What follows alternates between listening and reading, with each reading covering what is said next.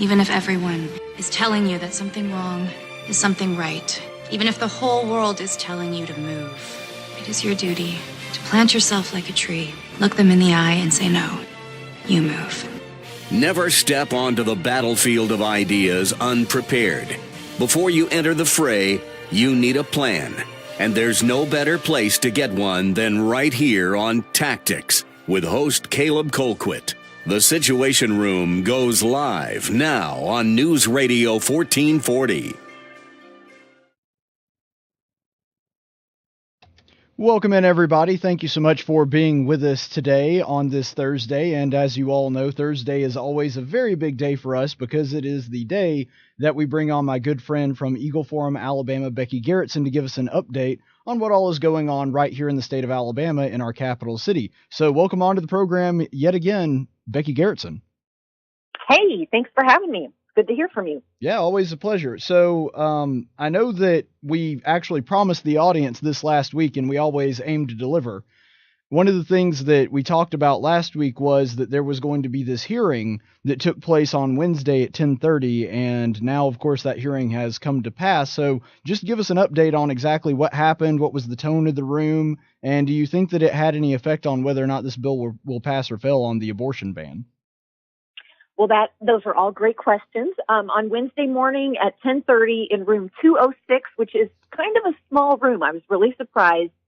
This pro-life bill is really a hot topic, so I thought they would have it in a big room. There was a big line. Luckily, I got there early and was at the third person in line and able to get in the door. I was able to film the hearing, so we are going to be sending that out in our update tomorrow.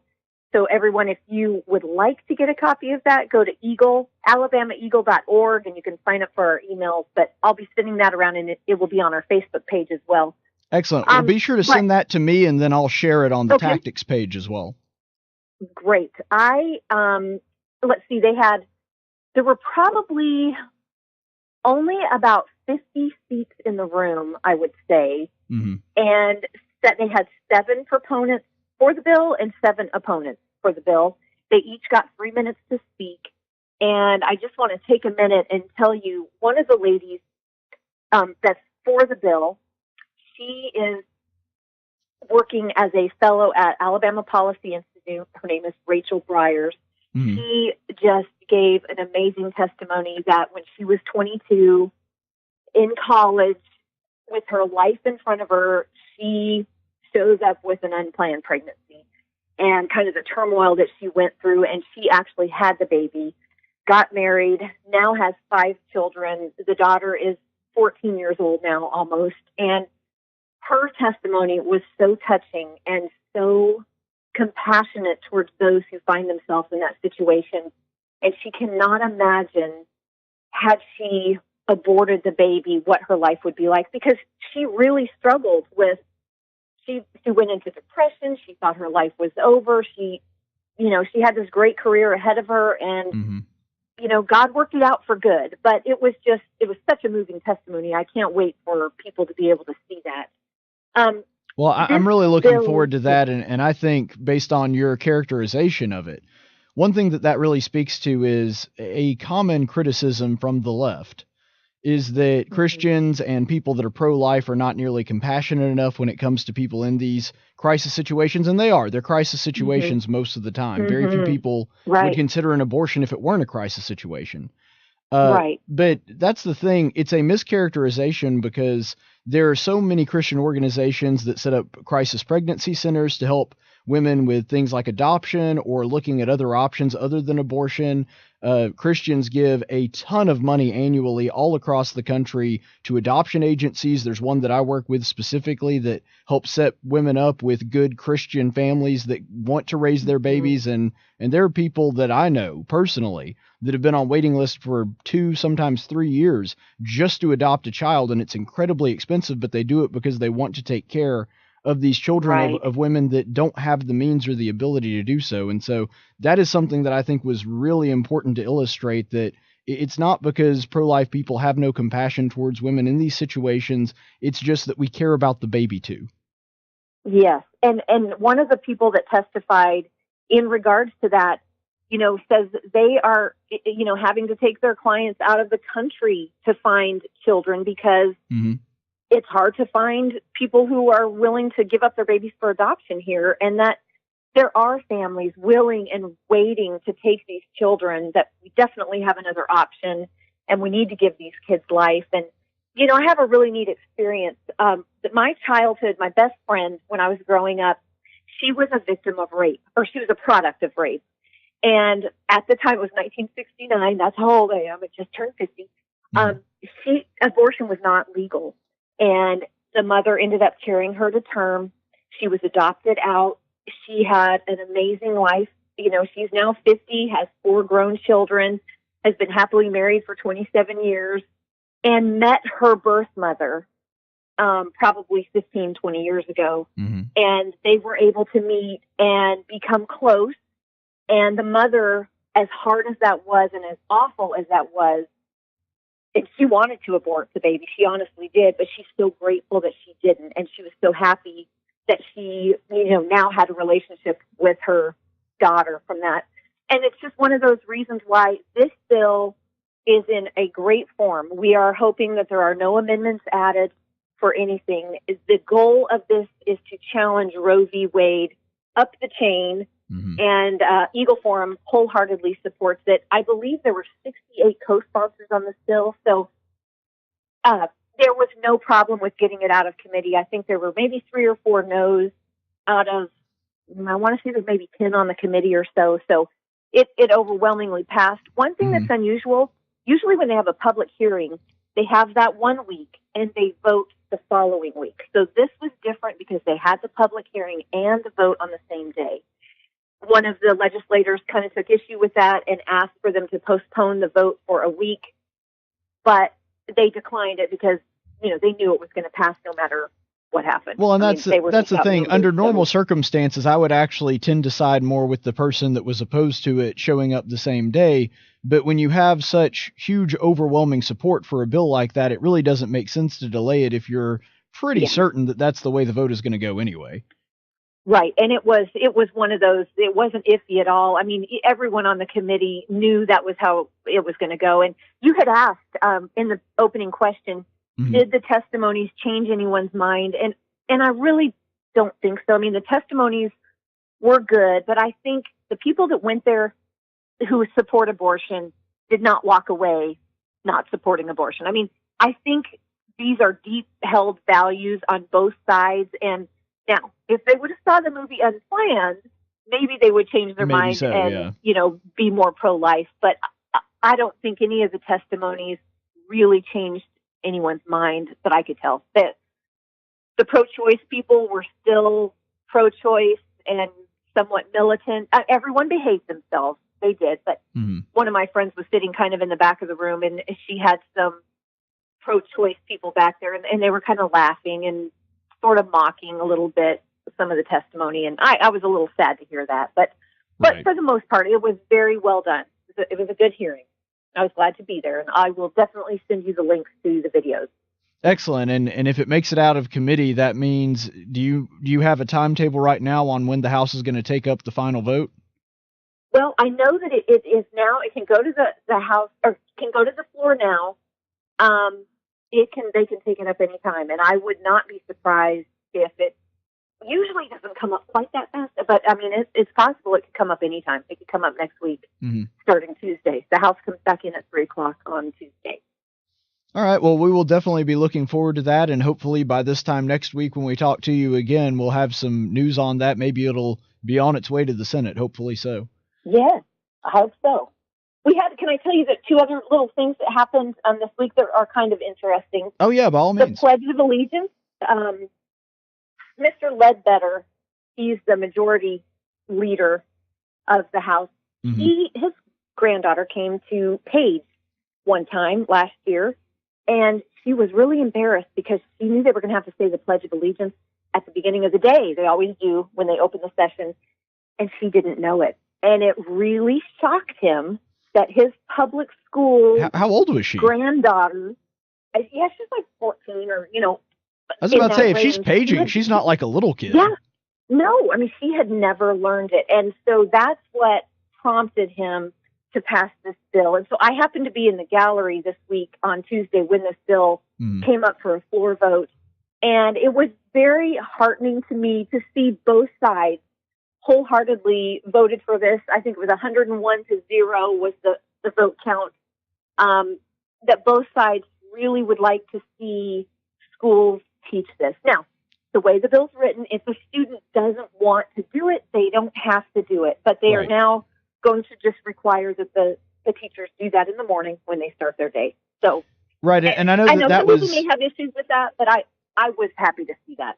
There were some criticisms that I saw of this of people that didn't like it because they were under the false assumption that what this was saying is every Alabama school child must say the Pledge of Allegiance, and that's not what was going on. It was just requiring schools to do it. Now, whether the kids want to participate is a different matter entirely. Exactly. There is a little twinge of criticism that I have for it, which is, you know me, I'm very libertarian and very much a federalist, and because of that, I tend to kind of say, well, if there's a community of people that don't like the pledge, I kind of see the value in them having public schools that don't. But, overall, I don't think that this is going to be something that greatly inhibits somebody's liberty, especially considering the students aren't required to say it in the first place. Right. Well, and even just for historical sake, it's something, and we're really losing our patriotism. I think we're losing the great things that founded this country, and this is not a huge game changer, but it was just nice to see in Alabama that both the Democrats and the Republicans were for this. It kind of surprised me. I really didn't think it was going to show up that way, but it did. And not to get too far off topic, but I know that our mutual friend Nick Adams and his organization Flag is doing some really great work on that front, trying to restore patriotism and historical literacy to our schools. Yes, and we have, Eagle Forum has a Teen Eagle program, and we're using Nick's resources. He has now a book for students that has rewritten the Federalist Papers. They've rewritten that in modern day language. Not all the Federalist Papers, but a pretty good chunk of them, as well as the Declaration of Independence and the Constitution. And every student that goes through the White House gets a copy. And so that's really great that he has that connection going on at the White House, too. Absolutely. The guy's a patriot and more patriotic than a lot of the people that were born here, which for those of you who don't know, he's actually an immigrant from Australia. But great to hear that that's going on. So I wanted to ask you about something else that was going on in the state.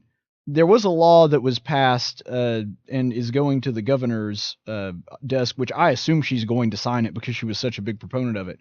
It's the one that reclassifies or at least allows lobbyists to designate themselves as, quote, economic developers and then not have to adhere to the law that lobbyists typically do and adhere to those regulations. I wanted to ask about this because when this thing originally passed, it passed by the narrowest margin possible. It was 15 to 14. And so it just barely passed the Senate. This time, unanimous in the Senate. And so I was just wondering, from your perspective, why the shift? Why was there a change there? Do you know why? Well, that's a great question, and this is one of those things I'm going to kind of show my ignorance on. There was an ethics bill we were kind of keeping our eye on that was going to change some ways. It was going to change the penalties and what the punishments are for certain crimes as a lobbyist.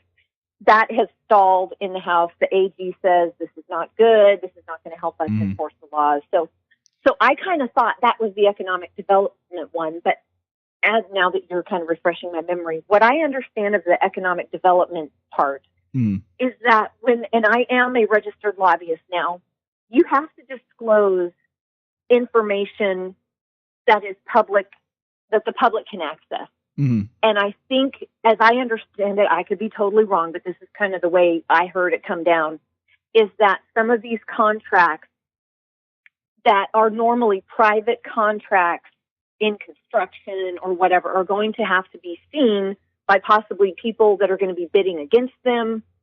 That's kind of how I understood that, why they didn't want it to go through. So, Caleb, I don't know. I don't know the answer on that. I thought it didn't even happen. But. Yeah, well, I understand this is something that you didn't prepare for because we had planned the bulk of our visit today to be on the abortion bill, and rightfully so. But the reason that I was asking, and you're right, those are two different things. Senator Cam Ward said that this bill is the ethics bill, the one that's going to get a lot of the ethics laws, that one's probably not going to see the light of day. And actually, I have a follow-up question on that one here in a second. But the law that redesignates people, and I understand that there's a lot of transparency that goes into being a lobbyist, and for good reason. But if they already have the contract, like the company has already been awarded the contract, I don't see why it would be harmful or in any ways disadvantaged to them for other companies to see that if they've already been awarded the contract and signed it. That seems odd to me. I don't know what the justification is there. Are those contracts normally kind of under seal after they're signed? So that if a similar project comes up, they can say, oh, we know how much you bid on this one, so let's underbid him for the next one. I don't know. I'm just guessing. I should probably shut up. Well, I tell you what, we may try to focus on that one a little bit later, but okay, good. Yeah, I'll do a little research on that. And unfortunately, I don't think there's anything that us talking about it will do about it, because Kay Ivey was such a big proponent of this bill when it came out that she basically barred the doors of the House and Senate and said, you will pass this before we leave the session. So, I mean, it's already through the House and Senate. There's a very good chance that it gets solidified into law by Kay Ivey.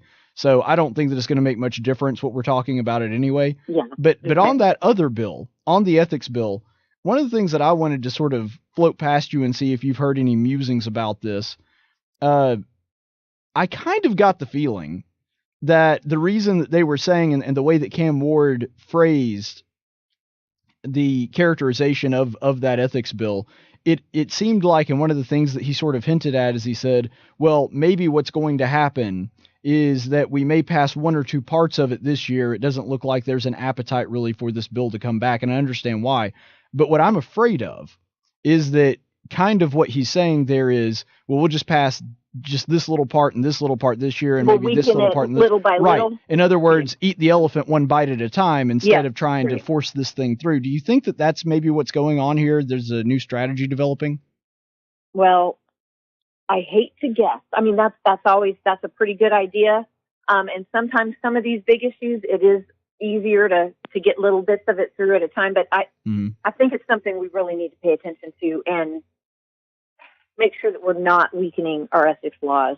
And I do appreciate the opinions from the Attorney General's office. You know, I think he's doing a good job and trying to keep things transparent and strong where we don't have, I mean, we're the fourth most corrupt state in the nation. So when it comes to government kind of stuff. So I think it's important that we do pay attention. So I'll have a better answer for you next week. I gotcha. Well, I do hope that that's not what's going on, but that's something that I think you and I both are just going to have to kind of keep our ear to the ground on, because if they're doing that, then they're intentionally going to be downplaying it and not making a lot of noise when they try to slip one or two little provisions that gets the ethics laws through, and then we're sitting here 3, maybe 4 years later, and then everything that they proposed in the original bill has come to pass. And so that's why I'm kind of worried about that, and that gives me some pause. So and you know, there are 1,500 bills that come through the legislature each year, or around that many. So it's easy to let things slip by. I saw one today that I didn't realize was coming up, but they're going to want to teach yoga in grades K through 12. I knew about it several weeks ago, and now I see it's in committee. So that just kind of surprised me. That's got to keep watching. So not necessarily a bad thing. I guess it's physical education, but I didn't see that one coming. There's a lot of crazy stuff out there. So. Speaking of things that might be construed as at least somewhat silly, I did want to ask you about this bill too, because there's been quite a bit of, I guess, animosity or opposition to this bill from some of the cities and mayors and city councils, that kind of thing. What's your take on the plastic ban? I guess that's the best way to say it, because it's a ban on banning plastic bags, but... you know, that actually was going to be coming up today in the House, but I think they were trying to get out before the storms came and let everybody get back to their homes before so that's probably going to be coming up on Tuesday. I have not read the bill. I've heard some of the guys talking about it. What I heard today was someone was voting against it because it's taking away the city's right to make a decision. If they want to have plastic, they can have plastic, but now you're just banning it altogether. So I don't know. I really feel bad, Caleb, that I don't. This is one of those awkward positions that I'm in, because I think a ban on plastic bags is utterly stupid, but I also think that if the city wants to do it, as dumb as it may be, then they ought to be able to do that. And so it's one of those things where my libertarianism gets in the way of my disdain for the policy itself. And so I do think that the cities ought to have the right to ban it if they want to. I just think that it's a really bad idea. And I know that Birmingham especially has really voiced their displeasure in this bill moving forward. And to a degree, I kind of see where they're coming from, to be honest. Mm-hmm. Yeah. Well, and I thought it was a statewide ban. I mean, I thought they were not giving the cities a choice. Right. That's not wait. Like the city, if you're saying the cities can decide on their own, like they're right. going to have a law. If your city wants to ban it, you've got the right to do it. I was thinking it was a ban in general. Like, you don't have a choice. This is the way it's going to be. Yeah, that's not what's going on. But yeah. Okay. Anyway, yeah, it was confusing too, because the initial reporting on it, I guess, was a little confusing, because I thought that originally as well. But nonetheless, was there anything else that we ought to know about? Anything else on the horizon that you could think of? Well, there's a couple things on the horizon. We have a bill that we have worked on really hard, and I think it's going to get dropped this week. And when I say dropped, that means put in the hopper, and it's going to begin moving and making its way. And it is a campus free speech bill. As you know, all across the country, we're seeing these colleges relegating students to these free speech zones. And if they want to say something, and usually it's conservative, but if they want to say something, they have to go to the back of the campus on this small little area to be able to speak their mind so that, no one gets offended or whatever. So Our goal is to uphold the free speech rights of students and faculty at our 2-year and 4-year public institutions. And it's written in a way I think the universities are going to be okay with it. We think that our First Amendment rights are so important. And so anyway, I'll have more to tell you about it on Thursday, but I'm excited because I think that's going to be moving coming up on Tuesday or Wednesday. And then there is also a concealed carry bill you have been watching from Senator Gerald Allen. It's SB4. Mm-hmm. It's going to be in the Tourism Committee next week, allowing people to conceal carry without their permit in certain places. And it's kind of a controversial bill, and I think there's going to be a public hearing on it.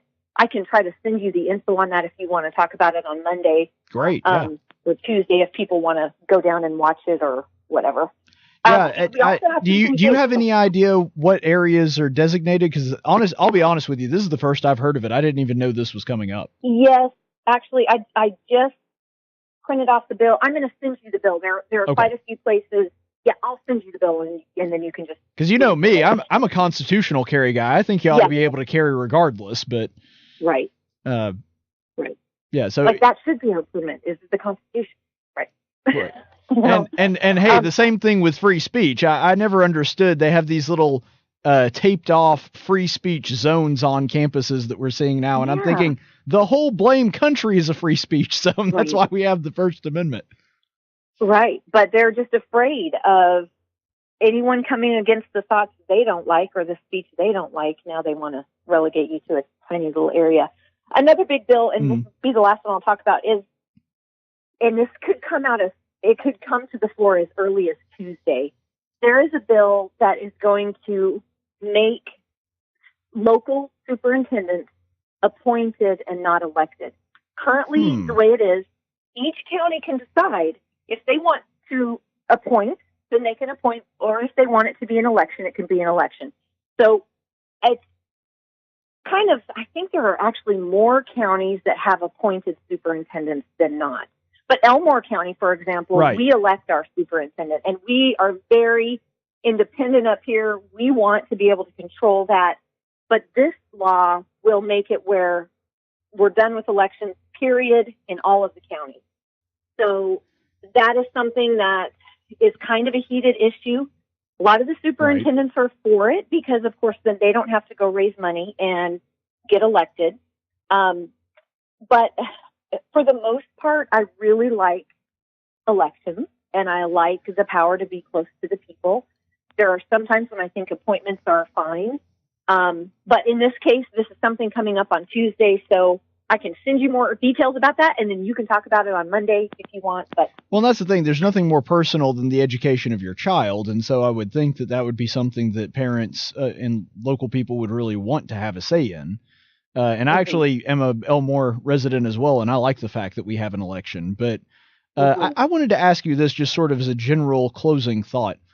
It really bothers me that in this conversation, we've looked through several different things, and the prevailing theme seems to be that the state wants to consolidate power to make decisions in Montgomery as opposed to in localities and municipalities across the state and letting people that live there make their own decisions. And I got to say, that's a trend that really bugs me. And I thought the whole point of putting Republicans into power is that they only did things that the state absolutely had to do and left basically everybody else to their own devices. I really don't like this trend where they're trying to leave all the decision making to Montgomery, even on silly things like the plastic bag thing. Yeah, you're right. And actually, I think everything we've talked about basically has been a consolidation of power away from the locals. So, yeah, I hear you.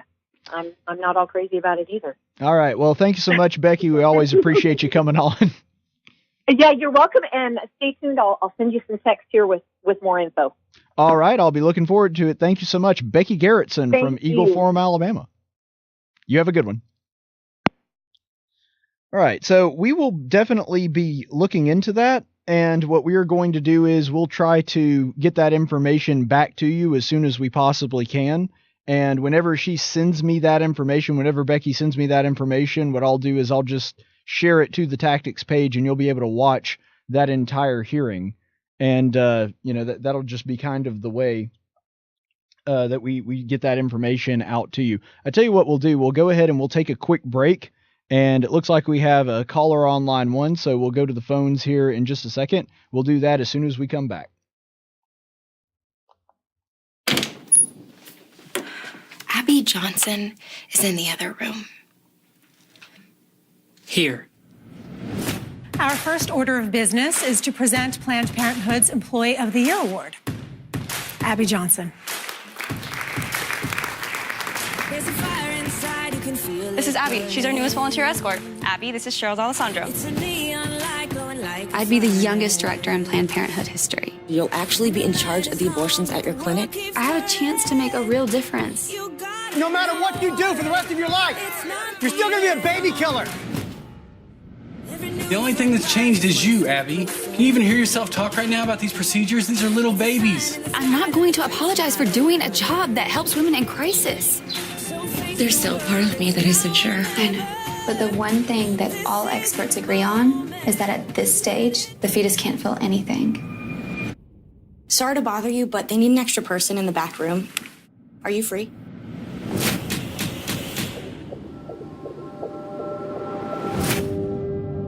I saw it.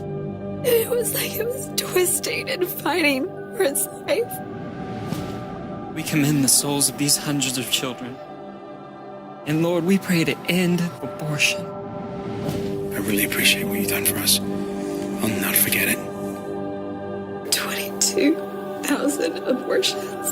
How do I even comprehend that? Rough day at the office? You can say that. You're making a mess. It's your dad and me. You are our baby from the moment of conception. We are paying you to be a perfect instrument of corporate policy. We are an abortion provider. I can't be a part of this anymore. Everything that they told us is a lie. Don't underestimate the repercussions of this. You gotta be careful. Rhonda, please, don't do it! Rhonda! Let me tell you what's going to happen if you walk through that door. Congratulations. You've made an enemy of one of the most powerful organizations on the planet.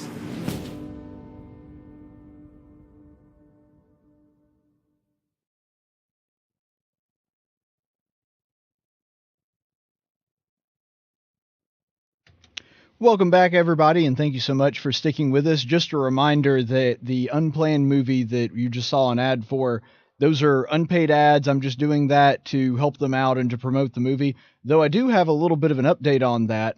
Here we are about 3 weeks away from opening night when Unplanned originally came out, and we are already looking at $16.5 million in box office sales.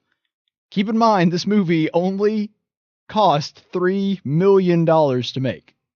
Do you know how many movies make that wide of a profit margin? It's basically unheard of. And I realize that that's not exactly a fair comparison because a lot of movies spend a lot more money in the initial, in the onset, than Unplanned did. And because it's a low budget movie, it has more room to make profit. But good gracious, I mean, it is just destroying it.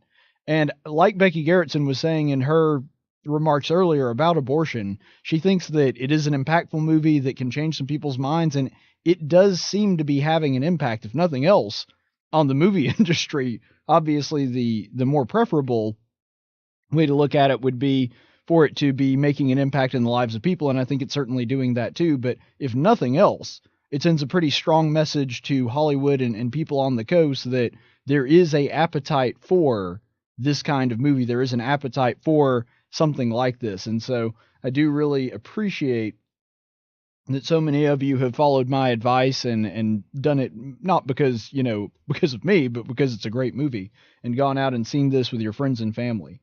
So, as I'm sure you're all aware, that the big national story of the day is that the Mueller report is finally out. We had the letter initially that gave sort of Attorney General Barr's summary of it.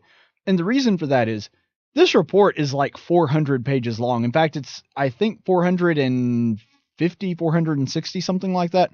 This report is long. And because it is so insanely long, and because there is a virtual landmine of legal problems that can come into play with this, it was really important that Mueller and his team at the FBI make sure that they get everything right and redact any information that would have been illegal to release. And the reason knowing that is important is because there is a concerted effort now by the left to try to convince you that the reason there are large portions, large swaths, sometimes whole pages of this report that have been completely redacted are specifically because what he's doing is he's trying to hide the ball. He's trying to hide the fact that, well, there really was a lot of evidence for Trump colluding with Russia, or there really was a lot of evidence for Trump obstructing justice. But they had to hide pretty much everything that they didn't know about already. In other words, most of the information that wasn't public knowledge beforehand, they had to hide that because William Barr is really just covering for his boss. There's two major flaws with that line of thinking. The first is that Attorney General Barr has a legal obligation. This isn't just William Barr's opinion or his personal fancy or him sticking up for his boss. It is against the law for him to release, or for the FBI to release, a copy of this report that contains the evidence and allegations that were unprovable. And that's the way that it's supposed to work. It's like a grand jury. If it does not end in an indictment, in other words, it doesn't end with a grand jury's recommendation that this person that they were looking into needs to be indicted, needs to be brought up and brought into court, then they're by law required not to release those details. And the reason for that is pretty simple. Imagine that you were accused of a crime that you didn't commit. And the grand jury, when they were reviewing your case, found, yeah, there's not even enough evidence to get him to court, much less convict him. And that was their finding.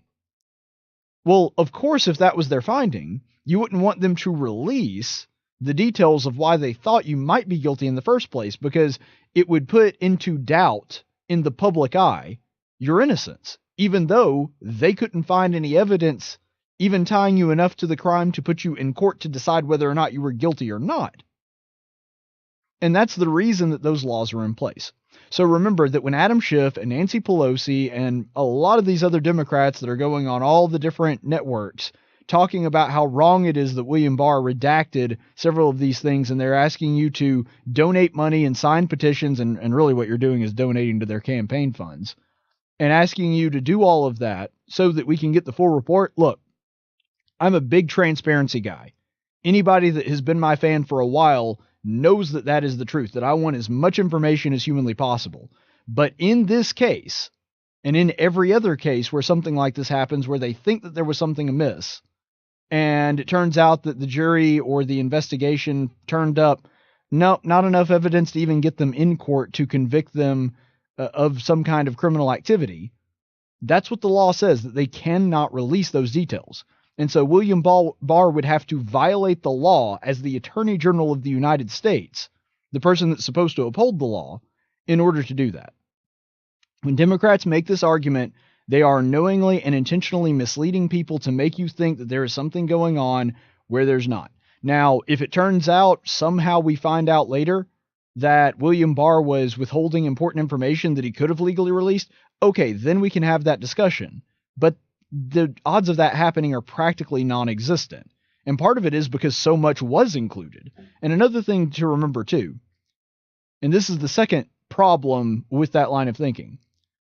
When they are suggesting that, they are basically suggesting, which is completely untrue from everything that we know about him, that the special counsel Bob Mueller is a coward and is not somebody that would come out and publicly correct the record and publicly say, no, William Barr is misconstruing or misrepresenting what my report actually found, or he's not including these important details.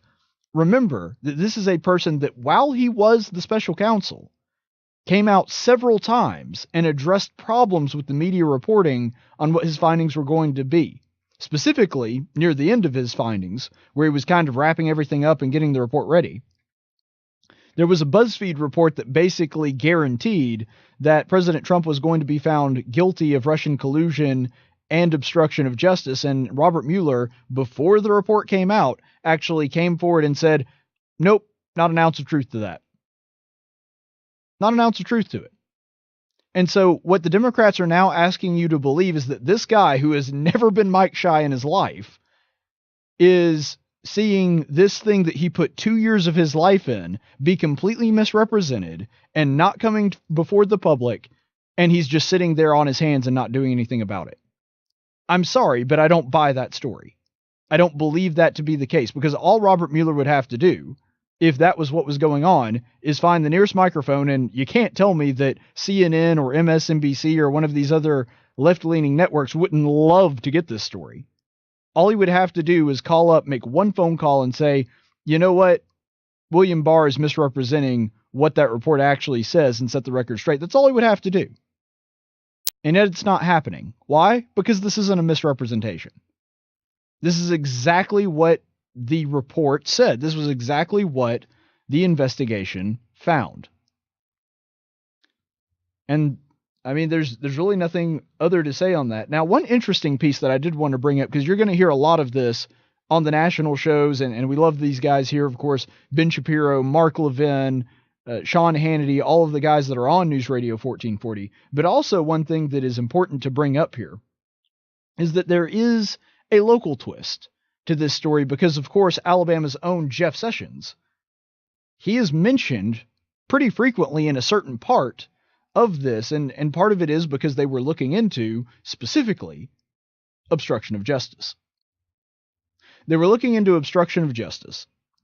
And because of that, and because Attorney General Sessions was the AG at the time, because Attorney General Sessions was the Attorney General at the time, of course, what had to happen was they had to look into whether or not Trump was actually firing him or intended to fire him so that he could hire a new attorney general, and that person could presumably take out Robert Mueller and end the investigation, because that would have been obstruction of justice if Trump was criminally and intentionally doing so that he could end the investigation because he's afraid of what it might dig up. That would have been textbook obstruction of justice. And that's the reason that it was very important. It was imperative that they look into Jeff Sessions and look into some of his background and make sure that this was all taking place. But here's the thing. There's another aspect to this. They also had to look into Jeff Sessions on collusion with Russia.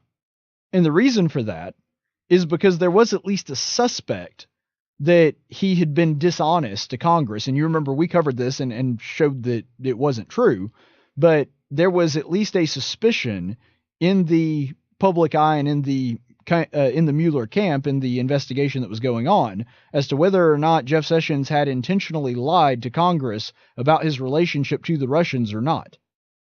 And they found out what we basically said a couple years ago, which is there was no truth to that. That he didn't intentionally mislead anybody, that he didn't even really unintentionally mislead anybody, that he was forthcoming about his relationship to Russia, and that any of the dealings that he had with them was in his official capacity as a senator, which he was at the time that this took place. And it wasn't even something that happened in a smoke-filled room behind closed doors. It was something that happened in the open in a public venue. So it's not like anything could have gone on anyway. But nonetheless, this phantom of the Sessions-Trump fight has resurfaced. And here's the thing. First of all, including this portion of the report is just more proof that William Barr is not intentionally hiding the ball here. Because some parts of this report, especially in regards to Sessions, both look unflattering and both at least kind of hint that there may have been something to Donald Trump wanting to fire Jeff Sessions to get rid of Mueller. Now, there was never any action taken place, and that's part of the reason that the investigation didn't see fit to nail him on obstruction of justice, because obstruction not only requires intent, but it requires action. In other words, Trump would have had to have taken active steps to inhibit the judicial process, the justice proceedings that were going to presumably hurt him for obstruction of justice to be a viable claim, and that did not happen. And it largely didn't happen because he didn't fire Sessions. And that continued to go on. So that being said, those details in there are actually more evidence that William Barr is not just getting rid of and redacting anything that makes the president look bad. Anything that was kind of public and that people already knew about, those details are left in there because everybody knew that Jeff Sessions and Donald Trump had a strained relationship, and so there's no reason really to redact that. And so it seems as though, based on this, that William Barr was including all the information that he could. But this is certainly unflattering to the president, but this is what happened. So some of the exchanges that we have that are just coming out in this report, Trump presumably blamed the entire investigation on Sessions. And I'll read a couple of these quotes real quick. He said the investigation was, quote, all because you recused, of course, referencing Jeff Sessions there. And first of all, that's incorrect because the firing of Comey is actually what triggered it, the former FBI director. And so he could say that the investigation was all because of Jeff Sessions. It really wasn't. It was actually because of something Trump did. But nonetheless, there's another quote here. Oh my, using the Lord's name in vain there. This is terrible. This is the end of my presidency. And I'm not even going to say what word he used there, but just suffice it to say it's not one you're going to hear in church. How could you let this happen, Jeff? And then this is another one by Trump. AG is supposed to be the most important appointment. Kennedy appointed his brother. Obama appointed Holder. I appointed you, and you recused yourself. You left me on an island. I can't do anything. So again, part of the reason this is not redacted is because this is nothing new. Trump hasn't said this, and we haven't had this available to us, but we've had very similar statements about Jeff Sessions available to us. I mean, he went on 60 Minutes and basically aired out all the dirty laundry between him and his attorney general. So this is not something that really should surprise anybody. But nonetheless, digging into what this actually means, this exact same report shows that Donald Trump still has a very skewed idea of what the attorney general is actually supposed to be. And you can look at that by the way he's talking about, well, Kennedy appointed his brother and Obama had Holder. He's like, why my attorney general should be like that? My attorney general should be somebody that's looking out for me and watching my back. No, that's not the attorney general's job. The attorney general's loyalty is to the law and everybody else second. That's what he's supposed to do. And so this idea that Kennedy had his brother and Eric Holder was Obama's wingman and his buddy, and he said that, and he was running interference for him, admitted to this on camera. I mean, yeah, those things are all true, but they're also examples of the way that the Attorney General is not supposed to act. Essentially, what Donald Trump is saying here is that, hey, well, they were watching out for the president and they were acting like his wingman here, so I should have an Attorney General like that. No, bad behavior by other people doesn't justify bad behavior on your part. And the Attorney General is supposed to be loyal to the law, not the president. Yes, he works for the president, he serves at the president's pleasure, but first and foremost, the Attorney General's job is to see that the law is adhered to. And if you're giving a sports analogy, the Attorney General is the referee. He's not your offensive line. He's not your he's not your blocker. That's not his job. What he's supposed to do is call balls and strikes, even if it winds up hurting the guy who happened to employ him, that happened to be his boss, in this case, the President of the United States. But here's the crazy thing. Even though Jeff Sessions was just doing what he thought was right, even though he was just adhering to the law, the truth is that Jeff Sessions did the president a massive favor. This wasn't his intention, and this isn't the reason that he did this, but him recusing himself from the Russia investigation was doing Donald Trump a massive favor. Because all these things of obstruction of justice, where the president kind of goes right up to the line of obstruction of justice, but then kind of backs off, either firing Sessions or having Sessions unrecuse himself and then in turn fire Bob Mueller to end the investigation, that would have crossed that line. If that had taken place, then there's a very good chance we would be having impeachment proceedings right now. And so Jeff Sessions, even though he wasn't actually trying to watch out for the president, even though he wasn't trying to have the president's back, as it were, Jeff Sessions did a huge favor to the president by recusing himself and stepping away from this. And how do we know that? Here's how we know that. Because the report actually says that. You remember I made this case, I don't know, over a year ago, back when we were on the radio, and I laid out in the law where Jeff Sessions, because of his involvement with the campaign, would have been required as an attorney general to recuse himself in all matters regarding the investigation of that campaign. But here's the thing. This report actually gives new information that reinforces that truth. So let's go ahead and look at the report. This is part of, this is page 197 and 198. And if you're reading this part, and we're just going to read the first sentence here, the office considered whether, in light of these interactions, Sessions committed perjury before or made false statements to Congress in connection with confirmation as Attorney General.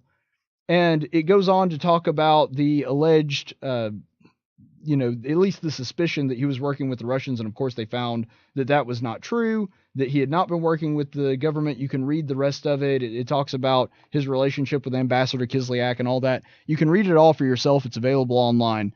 But the point in all of that is, what this means is that Jeff Sessions was also under investigation during this investigation. In other words, Jeff Sessions, because he was called into question, he was one of the people that they were looking into, which means had he not recused himself, and this report actually says he found out about that in March, which is when he recused, and that his attorney, Jeff Sessions' personal attorney, was notified of this at the time. So he knew this, and he knew if he didn't recuse, then it would be obstruction of justice. Had this not happened, it would have dragged Sessions down, and it probably would have dragged Trump down too. And so Jeff Sessions did exactly the right thing in this. Let's go ahead and go to the phones. Good afternoon. What's your name? Hey, John. How's it going? Hey, doing well. So what's your thoughts on all this? Well, first of all, the thing that I couldn't get over was the fact that people that had been loyal to Jeff Sessions throughout his entire career, had voted for him, supported him, and that kind of thing, when he recused himself, they acted as if he had been a Benedict Arnold or something. But he only did what he had to do. That he wasn't given any other alternative because of the way that the law is written and the way that he knew was going to play out with this. He wasn't given any other choice. Well, that's the thing. And so you have to do what you have to do. Right, that's the thing. That we already showed you, according to the law, that he would have had to have recused himself anyway. But this report just sort of reaffirms that and says now that there are 2 laws that Jeff Sessions would have been breaking had he not recused himself. See, I said when this happened, I said, if he recused himself, he had to. He wasn't given any other alternative except for that. So. No, I completely agree, and now the report coming out proves that. Well, what do you think people from Alabama are going to do now? How are they going to react to this? We know we have, and I've been pulling for the president too, but sure, we have some Trump worshipers in this state, it seems like. And how are they going to react to all of this? I hate to say this, but there's going to be a lot of them, not all of them, but there's going to be a lot of them that continue to stick to this line. Well, Jeff Sessions could have figured out a way to help the president in this situation. No, he really couldn't have. No, there was no other alternative. Well, first of all, like I said, it's not the job of the Attorney General to help out the president anyway. But even if it were, this still would have been illegal to do. And what bothers me about this whole thing, and what really gets under my skin, is these are the same people that complained about Eric Holder and Loretta Lynch having the president's back and covering up his mistakes and covering up for Fast and Furious or the IRS. They complained about it then, and they complained about their loyalty to the president and their boss then. And now they're saying, now that it's their guy and somebody that they like, that Jeff Sessions should have just said, screw the law, I'm going to do whatever I can to help out President Trump. Yeah, and you did that. And he has always followed the law. He's in the Constitution. He's always going to do like that. And, you do your research and would recognize that your Attorney General was going to be that way. So. Right, and that's actually a great quality to have in the Attorney General specifically. I mean, you would like to think that all of your constitutional officers would be that way and they would hold their first loyalty to the Constitution above everything else. But that's especially true when you're talking about your Attorney General, because that's what the entirety of his job is. Mm-hmm. So, it will be interesting to see how all of this unfolds, but I can assure you this, the Progress Network, they're about to explode. So I've heard them this afternoon. So. I know you're not wrong, but ask yourself this question. When have the progressives in this country ever not been about to explode? That's a good point. I mean, it seems like they're always on the verge of exploding. Every little thing is the biggest problem that has ever happened in the history of the world for them. And so. That's true. So listen, take care. All right. You have a good one. I appreciate it. Yeah. John from Millbrook, thank you for being with us today. But yeah, it's a good question. It is a good question, and it is unfortunate that I do think that there are an awful lot of people, even in the state of Alabama, where Jeff Sessions is, of course, originally from, and a very popular senator for a very long time, many decades before I was even born, in fact. It is really sad, and it is very tragic that a lot of people that were big fans of Jeff Sessions, and one of the things that they liked about him is that he was an honorable guy that always stuck to the rules and did everything by the letter of the law. That very quality is what caused a lot of these people, because of their weird, freakish obsession, really, with Donald Trump is always right and he can never do anything wrong and he's just a perfect human being and everybody should do everything, including sacrificing their own political careers and breaking the law in order to help him. This wouldn't have helped him. Even if you're operating by that logic, which I do not understand. This is the reason that I think it would be very difficult to work for President Trump. And I say this as somebody who is a conservative that likes a lot of the things that Trump has done with cutting the regulation state. There's a lot of good that came with the Trump presidency. So I'm not saying this is an enemy or somebody that's a leftist that just hates everything that he does. There's a lot of good that has come with the Trump presidency. But I got to tell you, I would not want to work for the president. And Jeff Sessions is a cautionary tale of why. Because it seems as though, and he's not the only one in this report that this is true of, that some of the president's worst impulses would have led him to actually obstruct justice. Now, granted, and I say this trying to be as objective as possible. Now, granted, in light of him being innocent and there not being a shred of truth to the collusion question, I think that Donald Trump's anger is not unjustified.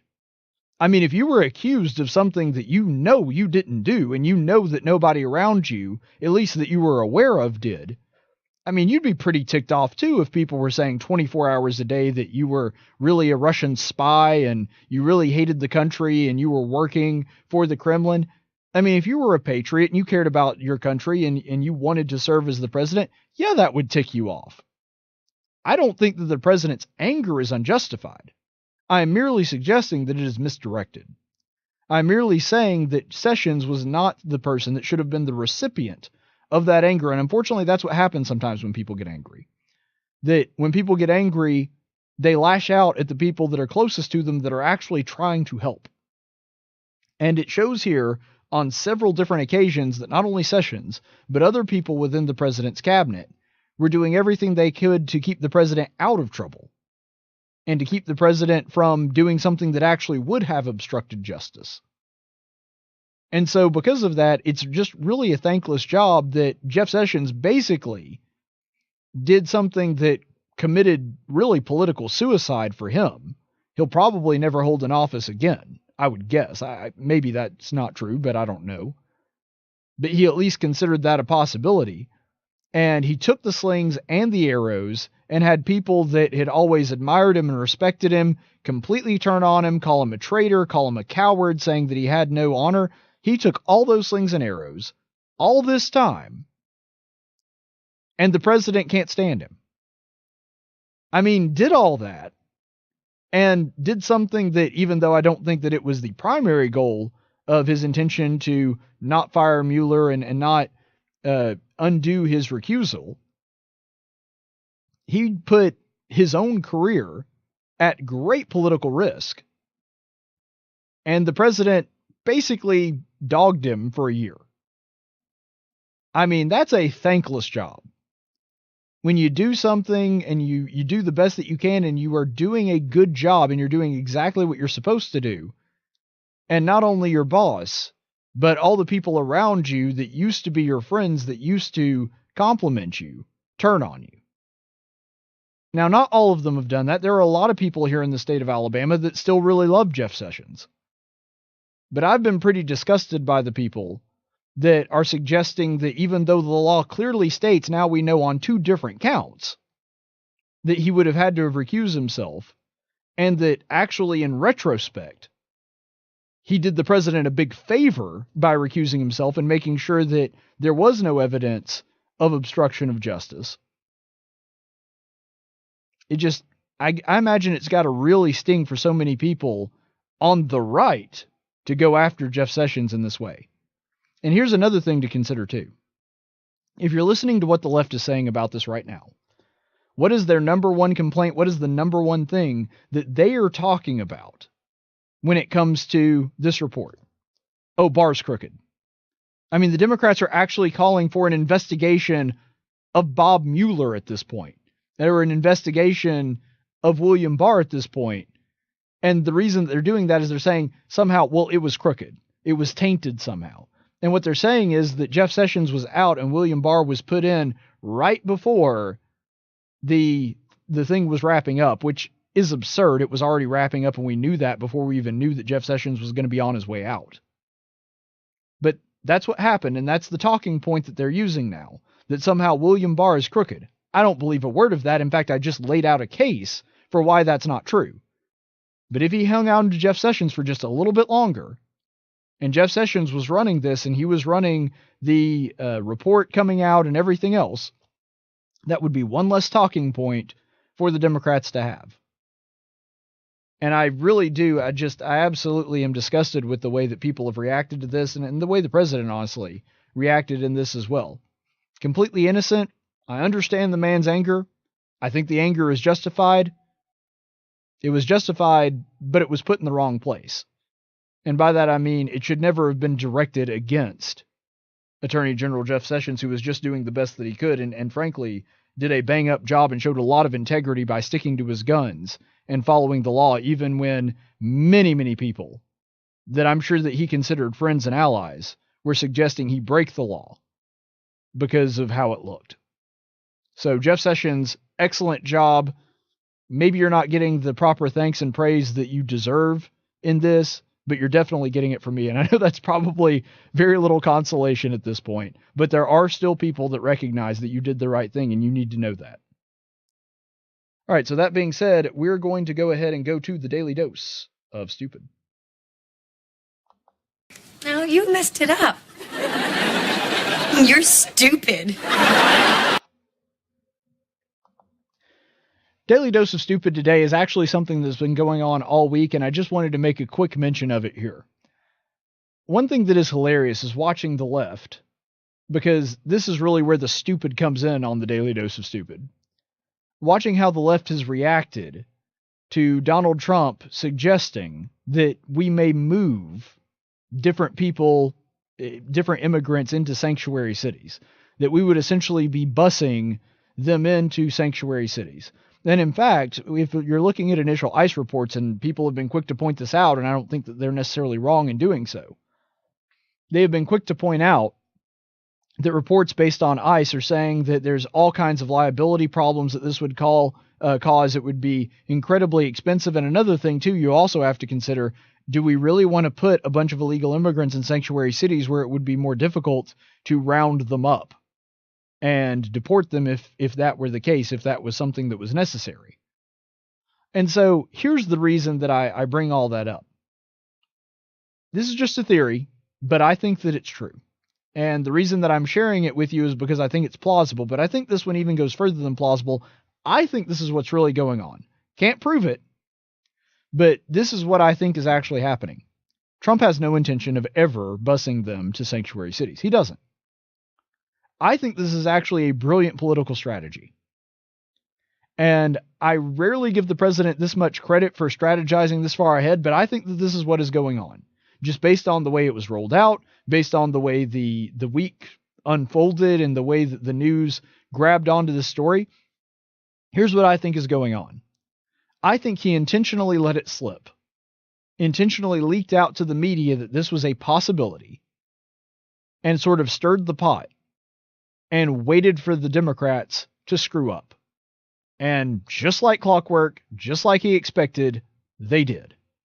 Because it was a horrible visual on Nancy Pelosi and the Democrats' part for them to be coming out and actually talking about how cruel and inhumane this policy is. Wait, you're saying that shipping them to largely Democrat-controlled areas that welcome immigrants and talk about how they want to welcome everybody in and be a city of the world and welcome in people that aren't necessarily citizens, that busing them to those locations, that would be cruel and inhumane. But if you love immigrants so much and you talk about how they're not a drain on the economy, they help the economy, and them using resources, that's not a problem, and all these other things, and talk about how they contribute to the community and how, by the way, we should never be scared of, and this is a direct quote from Nancy Pelosi, that we shouldn't be worried about young mothers and children coming across the border, trying to paint it as though that's the only thing coming across the border. You see, now they're all of a sudden worried about the women and children that are coming in, and I get that there are some that do that, but based on statistics that are available to the public, it's largely young men that are making this journey. But nonetheless, they're saying that those women and children, the way that they classify them, coming into their sanctuary cities, are going to be a huge drain on the resources of each of those cities, that they're not going to be able to take care of them. So basically what just happened is that Donald Trump got all of the Democrats, or at least a large plurality of them, to stand and with a straight face on national TV make all of the conservative arguments against illegal immigration. We can't afford it. We don't have the resources to take care of them. Heck, even Cher earlier this week made an excellent conservative point, which is, our city can't even take care of the people in them right now, and you want to add to that population? Hey, I got to tell you, I think this was a brilliant political move.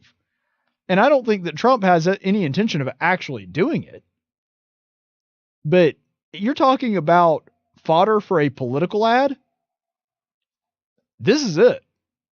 All he has to do is play tapes now of the Democrats talking about how dangerous it is for their city to ship in all kinds of illegal immigrants that they don't know who they are or where they're coming from.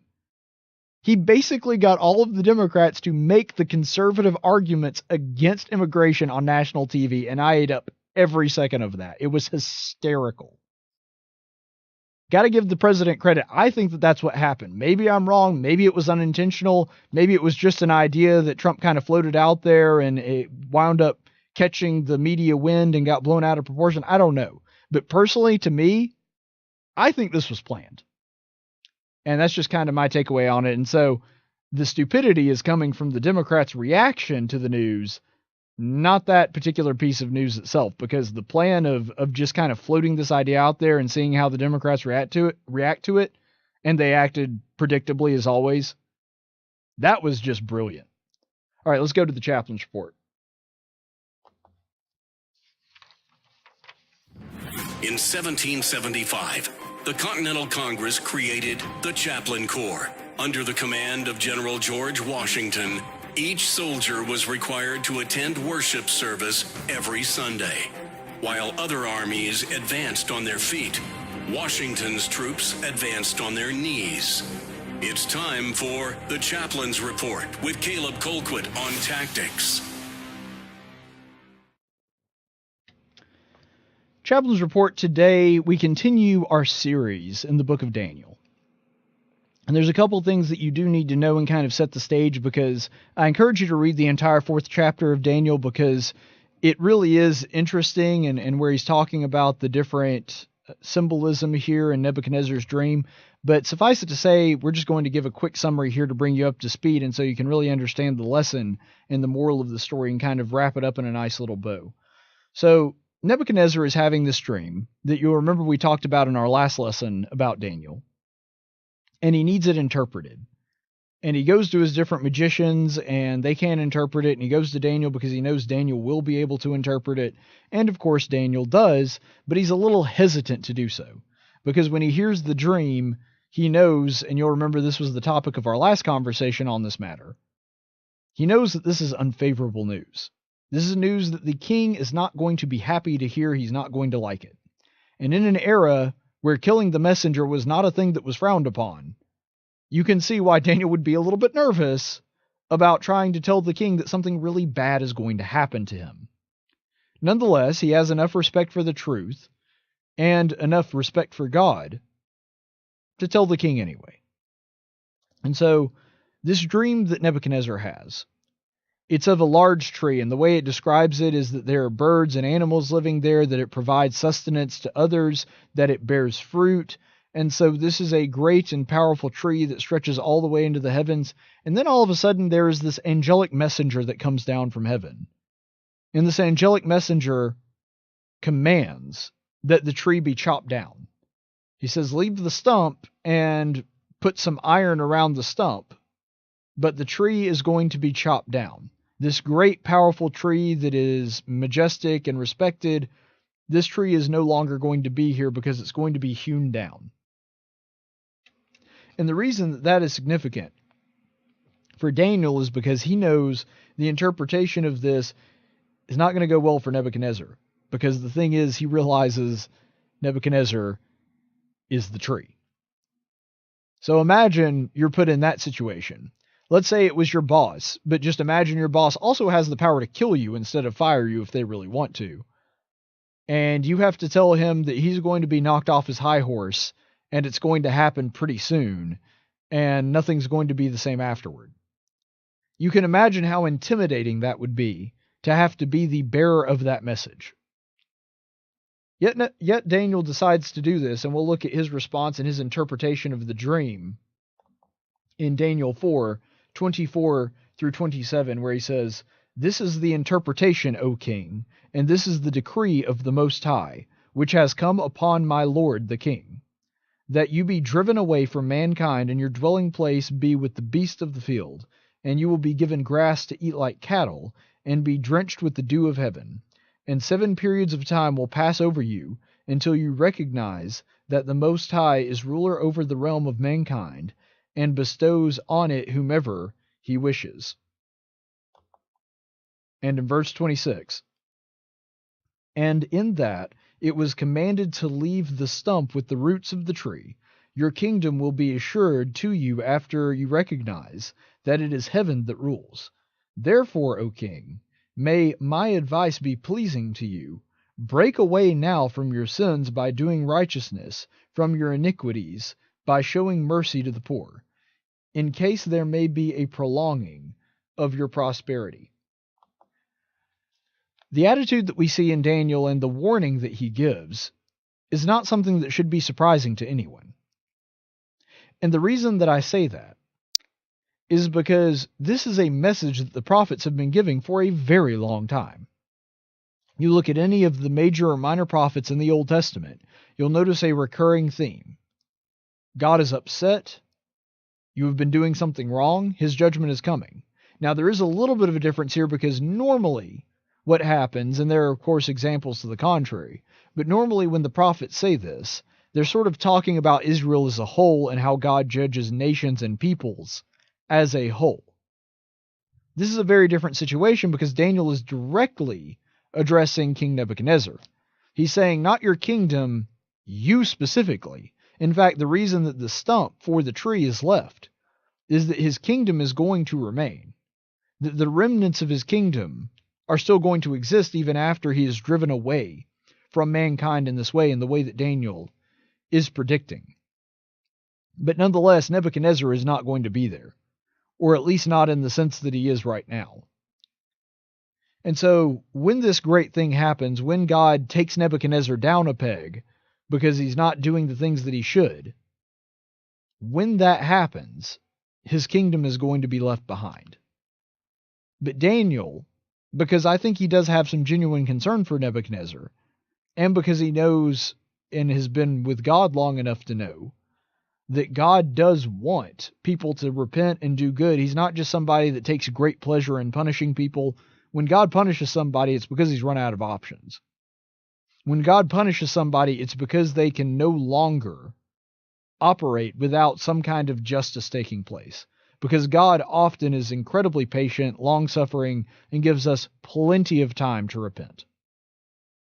This is a characteristic of God that goes Old, New Testament. It's something that is so ingrained into his demeanor, his character. All of it is a part of God, that he is merciful and long-suffering for as long as he can be, up until it is no longer profitable. And I think that that reveals a very real truth about Nebuchadnezzar and worldly powers, and maybe even individuals in particular. That sometimes God gives even people that are doing the wrong thing power to serve his purposes. This is something that, again, is true throughout the entirety of the Old Testament. The Assyrians got away with a lot, but they didn't get away with a lot because they were doing what God wanted them to. They got away with a lot because they were punishing other wicked nations, that God was using them as an instrument to go and punish them and hopefully turn them back to God and back to doing the right thing. And so even though the Assyrians themselves weren't doing the right thing, he used them as a way to get in touch with and to wake up the people of Israel and with surrounding nations. He did the same thing with Babylon. He did the same thing with Egypt. This is a theme that recurs over and over again in the Old Testament, that God uses even the worst people, even very wicked and evil people, to accomplish his purpose, to let people know that you need to repent and you need to turn away from your sin, or else you're going to fall victim to it yet again. And it seems that God is dealing with Nebuchadnezzar in the same way, and thank God that he deals with us that way as well. That he leaves time for repentance. That even when we're allowed to go unpunished for a time, the reason for that is not that God doesn't care. And the reason for that is not that God is uninterested in our lives or doesn't care if we sin. He may care if other people sins, but he's not all that interested in us. No, every soul is important to God, including Daniel, including Nebuchadnezzar. And because of that, and because Nebuchadnezzar is not living the way that he's supposed to, God is sending this message to him through a dream and even gives him Daniel to interpret that dream. So he's giving him the line of communication and the way to read that line of communication. And he's doing so specifically because he knows that Daniel is going to deliver this message. The message of, if you want to avoid this terrible fate that is going to happen, you need to repent. You need to turn away from your evil ways. You need to start obeying God the way that you were always intended to, and then maybe God's hand will be stayed. That's the message that Daniel is trying to give Nebuchadnezzar. So if you're asking whether or not this is fair, I think it's incredibly fair that God does give Nebuchadnezzar a chance to avoid this punishment if he'll just do the right thing right now. And isn't that the message of salvation that Christ gave? Yes, you've done terrible things in your past. Yes, you have horrible things that have gone on in your life, that you have lived in rebellion against God. But there is time to repent. If we are still here on earth, if we still draw breath, there is still time to repent and turn from our wicked ways and be forgiven of our sins. That message was true for Nebuchadnezzar. It's true for us today. Stay the course, friends. Tactics is a production of News Radio 1440 and Cumulus Media Montgomery. Any opinions expressed on this program are those of the host and do not necessarily reflect the opinions of Cumulus Media. The theme song for Tactics is 6 Foot Town by Big and Rich. Graphics by Jessica Dawson. Broadcast studios provided by Cumulus Media Montgomery. Location studios provided by the Dalraida Church of Christ. Copyright 2019.